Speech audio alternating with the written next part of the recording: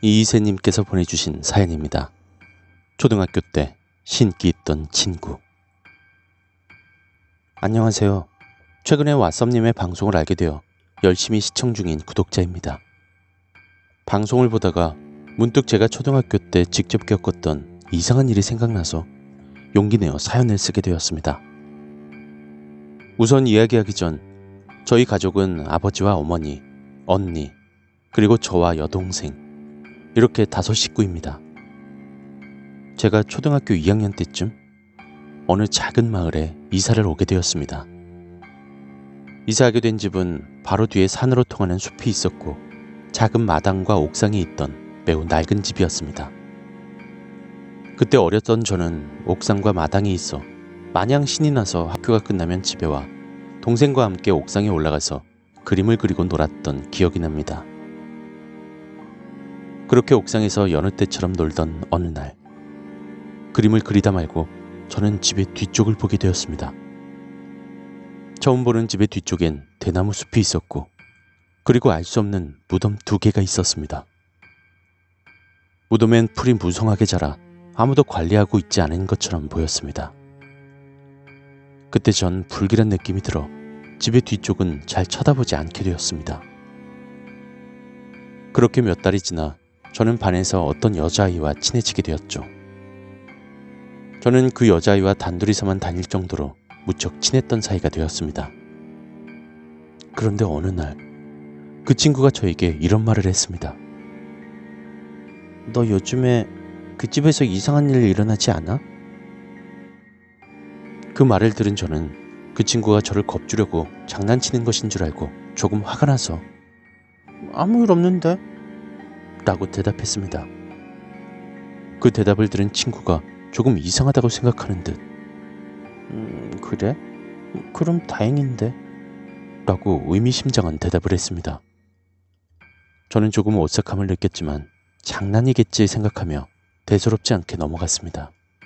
그렇게 아무런 큰일 없이 이사온 집에서 2달이 지났습니다.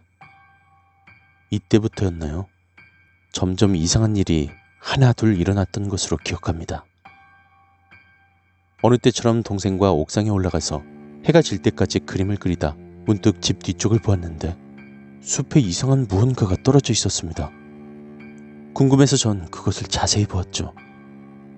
숲풀 속에 떨어져 있던 그것은 새의 머리였습니다. 그런데 새의 머리는 분명히 맞는데 보통의 새 머리보단 비정상적으로 컸고 양옆으로 찢어진 눈은 흰자와 검은자가 또렷했습니다.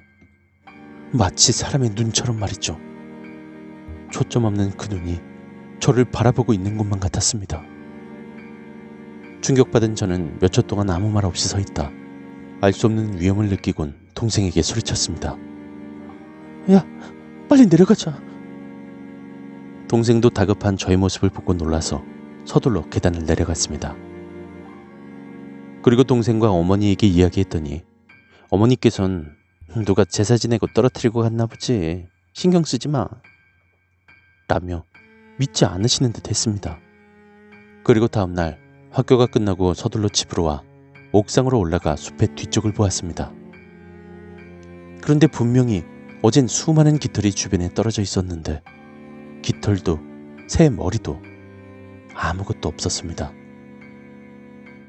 그리고 다음날 학교에서 친하게 지내던 그 친구에게 그 일을 말하자 친구의 표정이 막 점점 심각해지더니 네가 못 믿을까봐 말 안 하려고 했는데 너희 집에 안 좋은 기운이 씌어 있어 라고 말하는 겁니다.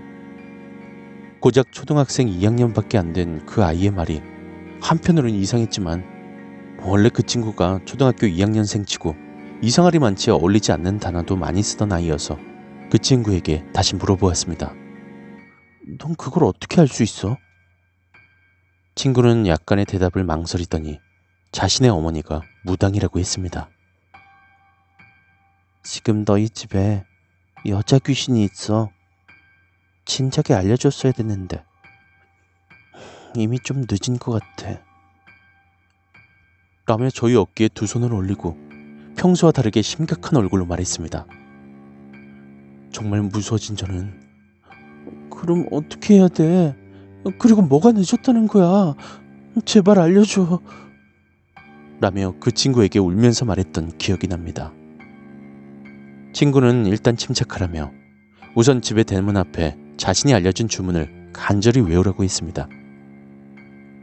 제가 잘못했습니다.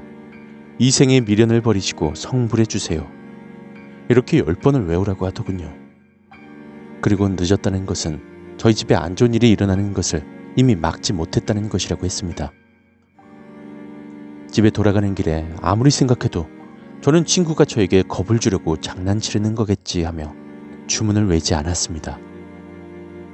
그리고 다음날 저는 아무런 말도 하지 않았는데 친구가 갑자기 화를 내며 이제 막지 못하게 되었다고 말하는 것이었습니다.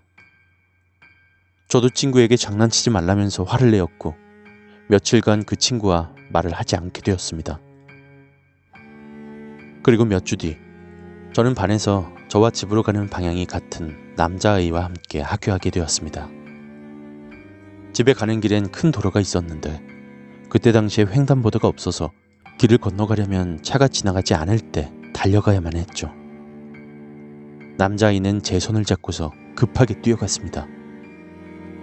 그런데 전 너무 힘들어서 남자아이가 길을 다 건넜을 때쯤 차에 치였던 기억이 납니다. 짧게 기억나는 것은 앞에 버스가 있었고 많은 양의 피가 있었던 장면이죠. 그런데 병원에 가보니 몸엔 전혀 이상이 없다는 것입니다. 그래서 입원도 하지 못하고 2주간 학교를 쉬며 집에서 누워 있었는데 온몸에 피멍이 든 것처럼 한 군데도 빠짐없이 매우 아팠던 기억이 납니다.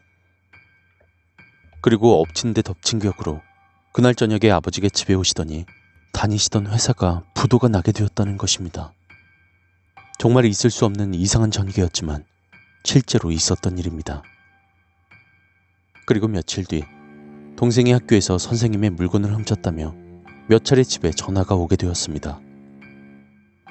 저희 동생은 너무 얌전한 성격이라 그런 짓은 절대로 하지 않는 아이였고 동생은 매일매일 울며 자기가 절대로 훔치지 않았다고 했는데도 불구하고 이상하게 몇 달이 지나도 학교에서 또 동생이 훔쳤다며 전화가 왔습니다.